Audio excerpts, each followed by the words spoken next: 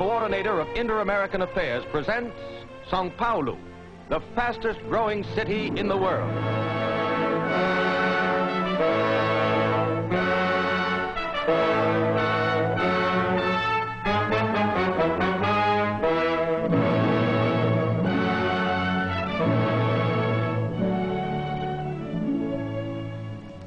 Of Brazil's 7 principal cities, Belém, Recife, Bahia, Belo Horizonte, Rio de Janeiro, Porto Alegre, Sao Paulo ranks second.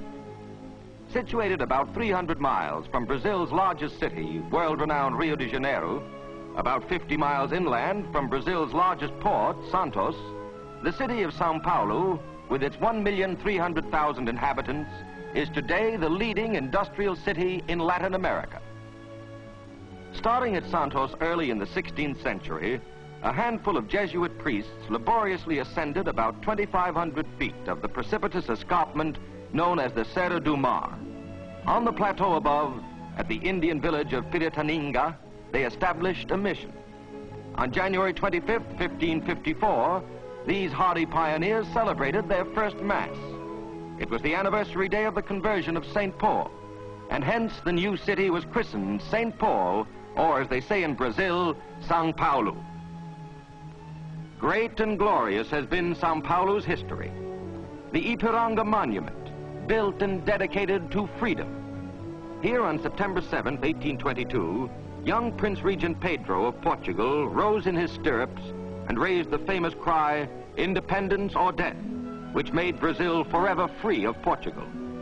On a hilltop overlooking this monument, appropriately stands the Ipiranga Museum, one of Brazil's notable cultural institutions and housing an historic record of over 400 years of Brazil's civilization.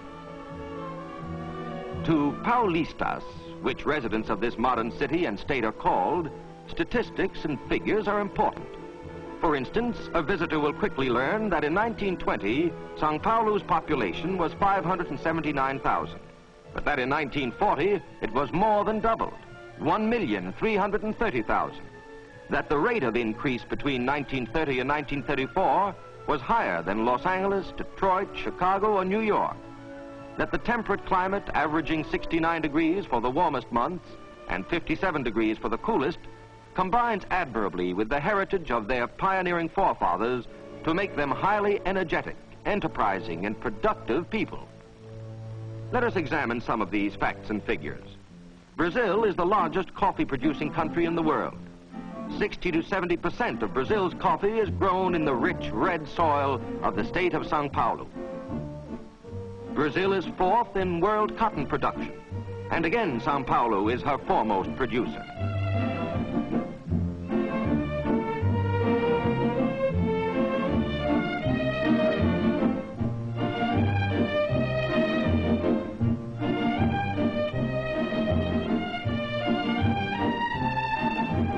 But unlike some of the larger American industrial cities, industry in Sao Paulo is diversified. The list is long. A modern wire and cable factory employing 2,500 people.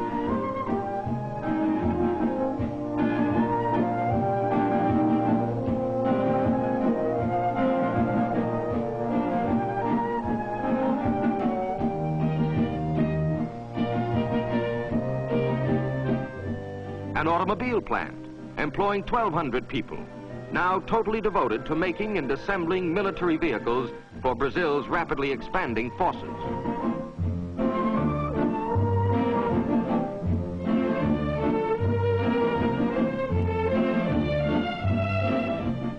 A tire factory employing 1,350 people.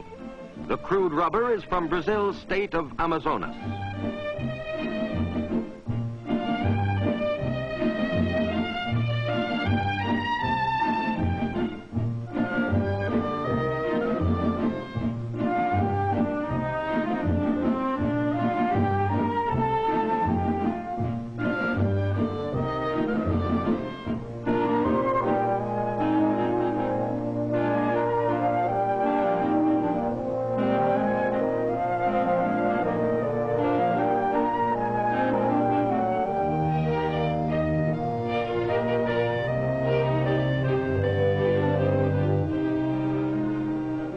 surgical supplies factory.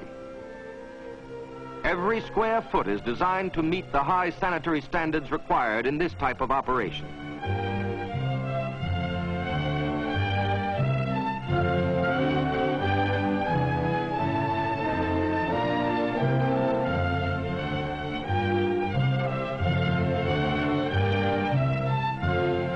A shell casings plant. Each casing is earmarked for the axis.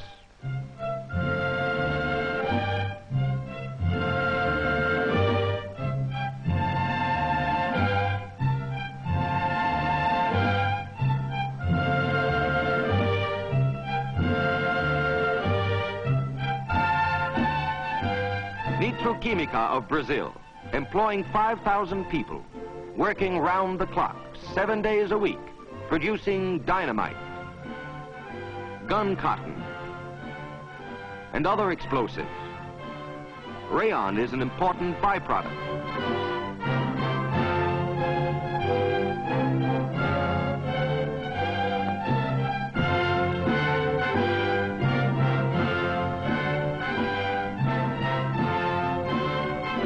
Pharmaceutical and biological products. This factory employs 1,500 people. The war has imposed heavy responsibilities on Brazilian industry. The Paulista has not been found wanting. To turn the wheels of his expanding industries, he has sought and found additional inexpensive hydroelectric power. This was no simple problem. Rain falling on the Sao Paulo plateau forms rivers which flow toward the interior away from the coast. A daring engineering plan evolved. Why not harness these rivers, stem their flow, back the waters to the rim of the plateau, and then send them rushing down the steep escarpment of the Cerro do Mar to a hydroelectric plant below? The plan for this great engineering feat was transferred to blueprints, and soon there rose huge dams to stem the flow of the rivers. Soon large pumping stations were reversing their normal course. The waters formed large artificial lakes, and soon they were developing a head of 2,300 feet as they were sent downward through huge steel tubes to the turbines below. The plant has a capacity of generating over 250,000 kilowatts and is capable of further development to considerably more than twice that amount. This, combined with 4 other smaller power plants, has produced a total of 275,000 kilowatts. The Sao Paulo businessman is not only an enterprising manufacturer and creator, he is also a top-flight salesman. Here on these spacious, attractive grounds, over 400 firms annually display their wares.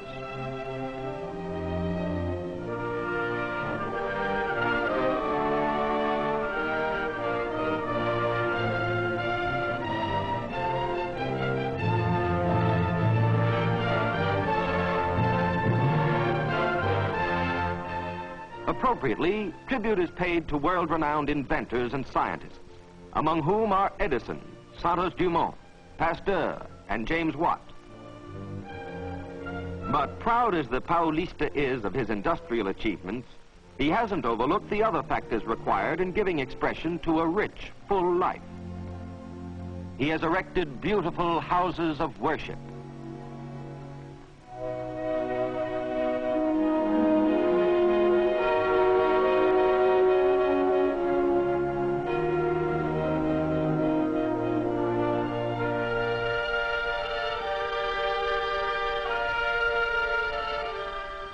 Home and family life is characteristic of Brazilians, and the Paulista is no exception.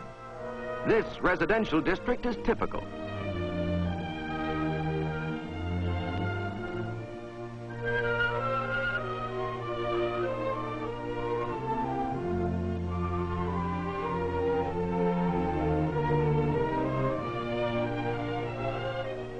For the apartment house dweller, he has built modern and novel buildings designed for comfort and good living.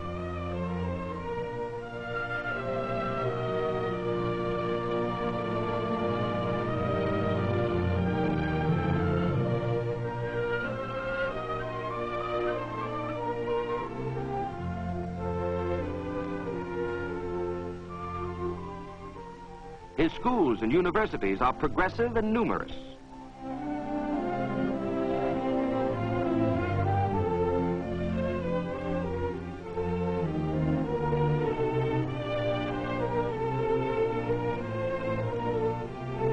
Butantan, famous the world over for its snake serums, is one of many of its institutions devoted to scientific research.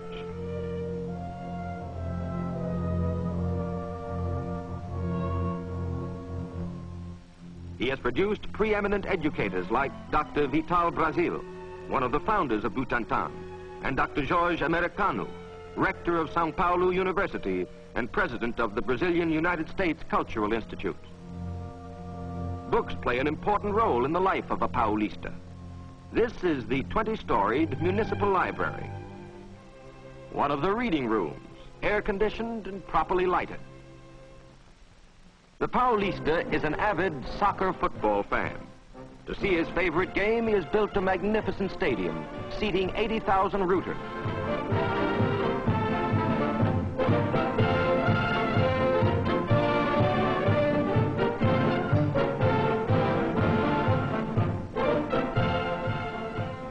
Throughout the city, he has provided his children with numerous playgrounds and large outdoor swimming pools. All activities are supervised by teachers and attendants.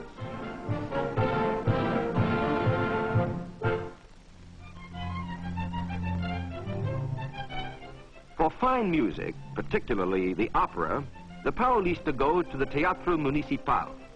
For a Hollywood movie, to the Ipiranga Theater or scores of other picture palaces. For a night out, he may go to an intimate club like this one and dance his favorite samba.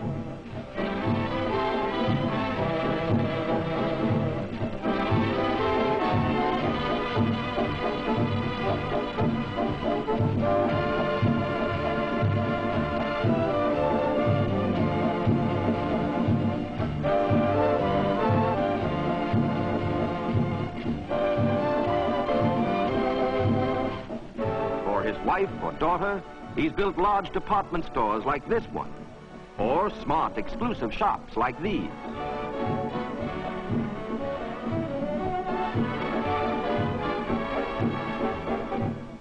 During vacation seasons, he may take his family by train to a seashore or mountain resort, or to Rio for carnival. If he chooses, he may go by air, over one of the 3 busy airlines serving the city, or by automobile over a 4-lane highway.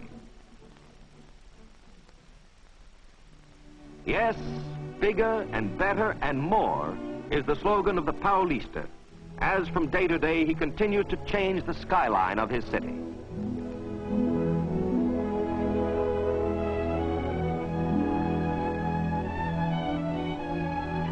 Reflecting the spirit of Ramos Azevedo, Sao Paulo's great architect and builder, the Paulista is building new streets, new viaducts, tunnels, avenues, business buildings, apartments and hotels, hospitals, combining the old and the new, tradition and enterprise. Sao Paulo can proudly look back on centuries of work well done and can look forward to an assured future in orderly and progressive Brazil.